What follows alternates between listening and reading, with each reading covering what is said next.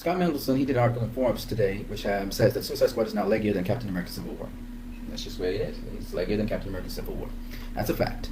Now, as to his article, it's mixed with truth. It's mixed with some things that he's omitting when he talks about it. But let's just get into it. It achieved a number of things. It crossed the 700 million mark at the global box office. We know that already, and that happened in the weekend. So it's making 700 plus right now as we speak. It also was able to cross the 300 million mark, as we all know.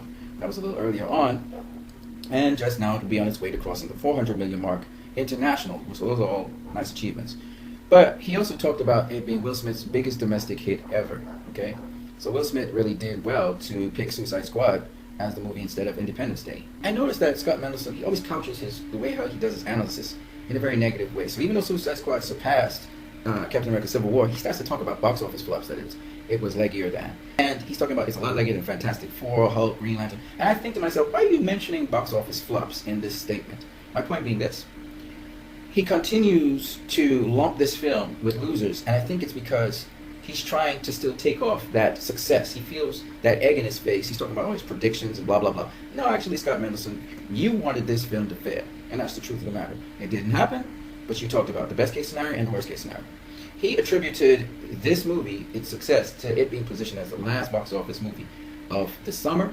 He also attributed it to Will Smith's stardom, and he also attributed it to its lack of competition. We all know that's not true, the latter part, because we compared it to Civil War, and we realized that Civil War actually had lesser competition than Suicide Squad. That's the first thing. The next thing is Will Smith's star power, probably pulling it in because most of the characters in this movie are unknown, and people go to see Will Smith.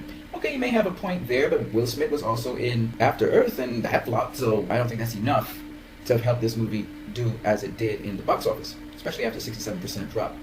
He mentions Harry Potter, but it had good reviews, so it caught back itself. These are things he doesn't mention, but it didn't do any kind of multiplier like Suicide Squad. Its multiplier, I think, was 2.25x. The Twilight Sagas, they did 2.03 to 2.11, so they're nowhere in that category either. I don't know why he continues to mention box office flops, but he likes to do that. So he talks about one of David Ayer's, he says it's his favorite David Ayer directed movie, Harsh Times, when he's being sarcastic, obviously, because it was a box office flop. So he's trying to, again, sort of be sarcastic throughout, because he has to begrudgingly praise this movie. However, he talked about Fault in Our Stars pulling off a 2.6 multiplier, despite a brutal 69 second week plunge. But what he does not mention, which we already covered, is that it was critically acclaimed, that it overachieved, and that's why it dropped. It's kind of the same thing that happened with Harry Potter and the Deathly Hallows. It overachieved, so it fell by 72%, and then it just had a normal rate of fall after that. So I think that's the same thing that happened with Fault in Our Stars, so we can't really lump Fault in Our Stars in the same category as, say, Suicide Squad, because these all got good critical reviews. You want a movie that's comparable. Bad critical reviews, a drop comparable to it, and a recovery such that it gets a multiplier like it. So anyway, he keeps on comparing this movie and its legs to box office flops like Total Recall, Star Trek Nemesis, that was a box office flop, Final Fantasy, The Spirits Within, Supercross, and Justice Beavers Believe. Now, yes, these had multipliers which were greater than Suicide Squad and greater than a number of movies, but again, I think Scott Mendelson is being dishonest by leaving out the information that their opening weekends weren't good at all. He gives the multiplier, but he does not tell you that they underperformed in their opening weekends, which is a very important point. If you underperform in your opening weekend, of course your multiplier is going to be bigger, right? It's going to be bigger because you're trying to play catch-up to get back to the totals you're supposed to get to. But because you open so small, it doesn't matter. You're going to flop, right?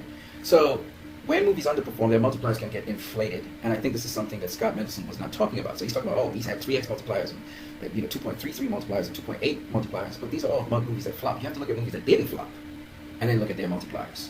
And usually you try to get movies with comparable opening weekends. So when he mentioned these movies, again, all these movies flopped, so you don't really use that. You have to use movies that are actually, they mean something. So he started finally talking about a movie that made sense. It wasn't The Walk, that was a flop. The Day the Earth Stood Still. This is a movie that had a multiplier that was greater than Suicide Squad, like we mentioned. It was not a box office flop. In fact, it was pretty good success. It made, I think, $73 million, all right? And its initial investment, I think, was $60 million or $80 million, I think it was, or something like that. So that was very good. And Aragon, which would have flopped if it just depended on its domestic, but it had a good brace by international, but still, it needed to do well domestically. It was about to die domestically, and it caught back up, and it made $75 million domestically, which helped it to not be a box office flop, okay? So those two movies are really valid points he made there, because both movies were not critically received well at all. In fact, some of them were received worse than Suicide Squad. So then he goes back again, and concerning fandom fueled hits, there's worse company to keep than Star Trek and The Fault in Our Stars. First of all, First of all, Mr. Scott Mendelson, you're mixing up two movies. Star Trek Nemesis was a flop, so you don't want to really talk about that. You want to talk about The Fault in Our Stars. That was critically acclaimed movie, and people really enjoyed it. I mean, fandom really went. But this is not just fandom, as Scott Mendelson should know. Your X multiplier shows new people coming to the scene. So this movie actually gathered new people. It's not just fandom. And so I'm kind of surprised that Scott Mendelson misunderstood those things, and he's trying to twist it in such a way that it looks like his closing statement, which he's saying that you can argue that we shouldn't necessarily be applauding a movie for being as leggy as The Incredible Hulk. So again, another box office flop, and he's comparing that to Suicide Squad. We already know why The Incredible Hulk flopped. He flopped because its opening weekend, it underperformed in its opening weekend. Think about it this way. If Suicide Squad underperformed in its opening weekend, let's say it made $30 million, right? It had a drop of, let's say, 67%. It doesn't matter how much it catches back up. It doesn't matter how much its multiplier is. It might even make domestically $100 million domestically. 30 million divided by 100 million is a 3x multiplier, right?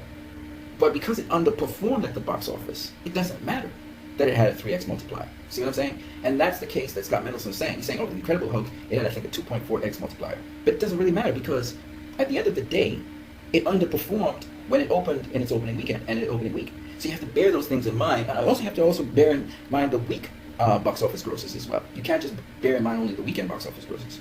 So all of these things, I think Scott Mendelson is not thinking about, or he's not telling us about. So when he tries to throw this very snide comment where he's saying that you could argue we shouldn't really be applauding a movie for being as leggy as The Incredible Hulk, he doesn't realize he just insulted Civil War. He just insulted Captain America, the First Avenger.